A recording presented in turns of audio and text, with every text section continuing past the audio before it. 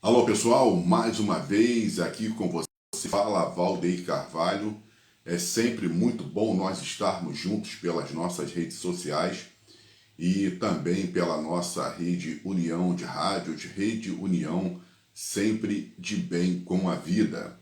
Nós vamos falar sobre o esporte, vamos falar sobre o futebol, que é uma paixão nacional, e falar dessa rodada, né, que é a 35ª rodada. Agora ficam faltando aí, ainda, lógico, os clubes, tem times que ainda vão jogar, mas para Flamengo e Palmeiras ficam faltando apenas 2 rodadas. E o Flamengo, eu já considero o Flamengo campeão do Campeonato Brasileiro de 2025, porque com os resultados o Flamengo abriu 4 pontos de vantagem sobre o Palmeiras. Então vai ficar muito, mas muito difícil, faltando apenas 2 rodadas, vai ficar muito difícil para o Palmeiras reverter essa vantagem, né? O Palmeiras acabou perdendo fôlego, acabou perdendo jogos, e aí que poderiam ser considerados como o próprio empate do Palmeiras contra o Vitória, jogando dentro da sua casa, foi um resultado super negativo, mas muito negativo mesmo para o Palmeiras. O Vitória, que está na zona do rebaixamento. E no mesmo, e na mesma rodada, o Flamengo perdeu para o Fluminense também, né? Mas só que o Fluminense, lógico, está brigando por vaga na Libertadores, e lógico que esse jogo seria muito mais difícil, né? O jogo do Flamengo contra o Fluminense do que o jogo do Palmeiras contra o Vitória. E o Palmeiras acabou empatando com o Vitória em 0-0. Bom, tivemos os seguintes jogos: Botafogo 3, Grêmio 2, e olha que foi um sufoco no segundo tempo, né? Que o Grêmio aplicou no Botafogo, um sufoco mais ou menos, principalmente na reta final, porque no primeiro tempo o Botafogo jogou muito bem, dominou o jogo, abriu 2-0 contra o Grêmio, e já no segundo tempo o Grêmio, logo no início, faz o seu primeiro gol e já começa a apertar um pouco mais o Botafogo, e o Botafogo, lógico, sentindo, também adianta um pouco a sua linha, chega ao seu terceiro gol, 3-1 Botafogo, e quando se pensava que já estava tudo resolvido, 3-1, acabou o Grêmio acaba achando o seu segundo gol, e aí, olha, quando chegou nos momentos finais, foi pressão para cima do Botafogo, com quase, né, o Grêmio empatando, e já estava praticamente complicando a vida do Botafogo. Mas o Botafogo, é porque o Grêmio perdeu também ali gols que, né, a gente olhou assim, meu Deus do céu, não era para o Grêmio empatar aquele jogo, que se fosse, teria empatado. Mas acabou 3-2 para o Botafogo, e o Botafogo consegue ficar um pouco melhor ali na zona de classificação para a Libertadores da América. O outro jogo também foi, aí o Fluminense acabou empatando em 0-0 com o Palmeiras, Palmeiras jogando na sua casa. Vejam, 2 resultados praticamente negativos para o Palmeiras, contra o Vitória e contra o Fluminense, 2 empates. Então, quer dizer, resultados negativos, considerados como, podemos considerar como derrotas, né?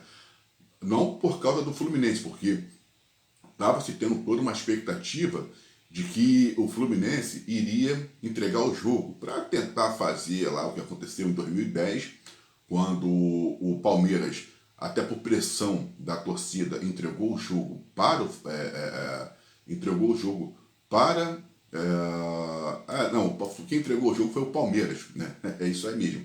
O jogo foi entre Palmeiras e Fluminense. E isso daí. E há 15 anos atrás, em 2010, a torcida do Palmeiras pediu para o Palmeiras não vencer o Fluminense, porque não queria o Corinthians campeão. Quem estava disputando com o Fluminense para ser campeão em 2010 era o Corinthians. Então, se o Palmeiras vencesse aquele jogo, praticamente iria ajudar o seu arquirrival, o Corinthians. E a torcida do Palmeiras fez pressão para que o Palmeiras não vencesse. E acabou sendo derrotado por 2-1 ou 2-0 pelo Fluminense em 2010 e o Fluminense acabou se sagrando aí campeão brasileiro de 2010, deixando lá o Corinthians, né, na segunda colocação. Então, todos estavam, vai ter que entregar, né, o Fluminense tem que entregar o jogo para ajudar o Palmeiras e prejudicar o Flamengo, porque se o Palmeiras vence, então a diferença seria ainda, né, de apenas um ponto, né, seria apenas um ponto. E aí o Fluminense foi lá e empatou o jogo, até porque também está buscando, né, vaga na Libertadores. Então foi mais um tropeço do Palmeiras, ele que empata em sua casa em 0-0 e acaba vendo aí o Flamengo sendo campeão, porque o Flamengo vai ter 4 pontos de vantagem em 2 rodadas, não tem como. E também aqui, né, o Flamengo que venceu o Bragantino Red Bull por 3-0, o Flamengo venceu por 3-0 o Bragantino Red Bull e já está com a mão na taça. Isso aí, né, não tem como a gente chegar e tirar. Eu acho que o Flamengo ainda vai ser campeão também da Copa Libertadores da América, porque a gente sente no Flamengo um pouco mais, né? O time é muito melhor e a gente sabe quando o Flamengo chega nessas fases decisivas, realmente, né, tem o peso da torcida, tem toda o que envolve, né, o Flamengo. O Flamengo cresce muito em decisão, então vai ser muito difícil para o Palmeiras vencer o Flamengo lá no Peru, a Copa Libertadores, né? Eu acho que, não sei, futebol é futebol, ali o sistema pode ser outro, mas observando bem, né, o Flamengo, na minha opinião, posso até errar, a gente pode até errar também, não tem porque a gente não tem como também cravar, né? Tudo pode acontecer, mas acho que o Flamengo é o campeão tanto do Brasileiro de 2025, como também ele é campeão da Copa Libertadores da América. Até porque, né, lógico, você pega os 2 últimos jogos do Palmeiras, contra o Vitória e contra o Fluminense, não tem como, né?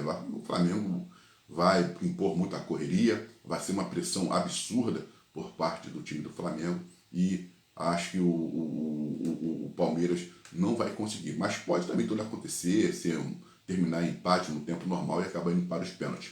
Falando nisso também em Libertadores, o Atlético Mineiro ele ficou com o vice-campeonato da Copa Sul-Americana ao empatar em 0-0 no tempo normal e também na prorrogação, e depois ele foi derrotado pelo Lanús nos pênaltis. Agora, o futebol é isso, né?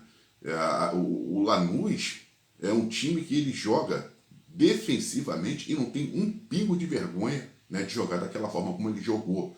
Ele praticamente joga por um contra-ataque, por uma bola, mas ele é todo defensivo. Você não vê jogadas, né, mirabolantes de ataque do Lanús para você falar, caramba, jogou muito. Não, foi um jogo assim, sabe? O Atlético Mineiro teve todas as chances para poder abrir o marcador e foi muito melhor do que o Lanús.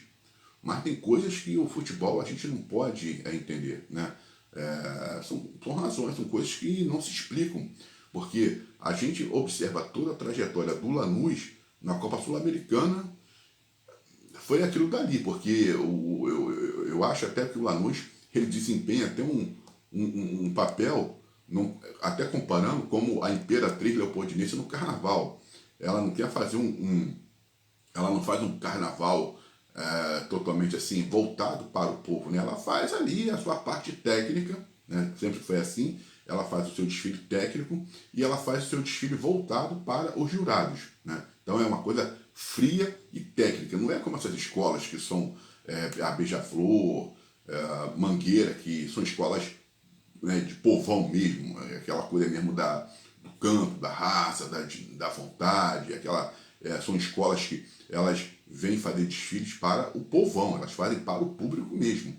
Então, quer dizer, diferentemente da Imperatriz, que sempre é técnica, né? Então, o Lanús também é muito, vamos botar assim, técnico, porque ele vai lá fazer um jogo que ele está proposto a fazer, ele joga na defesa, e o que surgir de repente de oportunidade para se fazer um gol, se faz. Mas o importante é ficar defensivamente ali bem compactado. Então acabou com isso sendo campeão, né?